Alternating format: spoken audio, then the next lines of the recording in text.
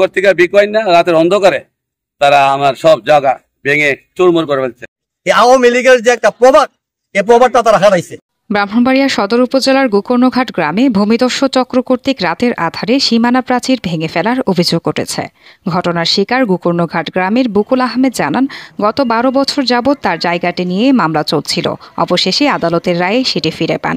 পরে তার জায়গায় সীমানা প্রাচীর নির্মাণ করলে উক্ত গ্রামের ভূমিদস্যু রাজীব মিয়া, কালাম মিয়া ও দুধ মিয়ার রাতের আধারে সীমানা প্রাচীরটি অন্যায়ভাবে ভেঙে ফেলে। বর্তমানে ঘটনার শিকার বুকুল আহমেদ নিরাপত্তাহীনতায় দিন কাটাচ্ছে বলে জানান। জায়গা নিয়ে বিগত 12 বছর যাবৎ মামলা চলতেছে। তো মামলার রায় আমি পাইছি গত 25 তারিখ কোর্ট থেকে মাননীয় নির্বাহী ম্যাজিস্ট্রেট, তারপরে পুলিশ ফোর্স, তারপরে এসিলেন, যা ঊর্ধ্বতন কর্মকর্তা সবাই আসে আমার যাক নাপযোগ করে বুঝাই দিয়ে গেছে। তারপরে আমি বাউন্ডারি দিছি। সন্ধ্যা 7:30টায় তারা বিকু আইনা কুড়িঘর থেকে বিকু আইনা রাতের অন্ধকারে তারা আমার সব জায়গা ভেঙে চুরমুর করে ফেলছে। তারা জুড়ে তারা সন্ত্রাস চাঁদাবাদ এলাকার ভূমিদস্যু। মাস মোহাম্মদ রাজীব, মোহাম্মদ সাধু, তারপরে জামাল, ফরিদ মিয়া, তারপরে আপনার কামাল, তারপরে আলম, শাহ আলম, দুধ মিয়া, আরো তারা গম। আর দুষ্কৃতিকারীদের আমি দৃষ্টান্তমূলক শাস্তি চাই, ফাঁসি চাই, শাস্তি চাই। এছাড়াও আওয়ামী লীগের প্রভাব খাটিয়ে এলাকার ভূমিদস্যু চক্রটি এই কাজটি করেছেন। এতে প্রায় 15 থেকে 20 লক্ষ টাকার ক্ষতিগ্রস্ত হয়েছে বলে জানান মোহাম্মদ শিকুল, জামাল মিয়া, বকুল আহমেদ ও তার মা। ভূমিদস্যু এই সন্ত্রাসী ফরিদ মিয়া সে আওয়ামী লীগ করে। এই আওয়ামী লীগের যে একটা প্রভাব, এই প্রভাবটা তারা হারাইছে।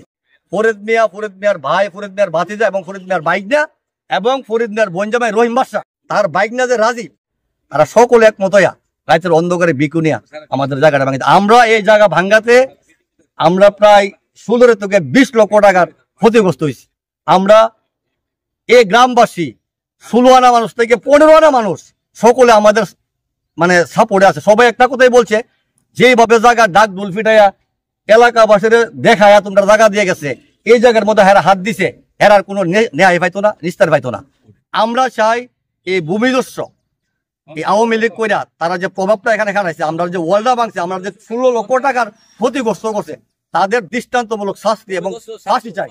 আমি বসা 7টা-8টার দিক দিয়ে, এরপর আমার হুমকি দিছে আমার সন্তান লাইনা দিতাম।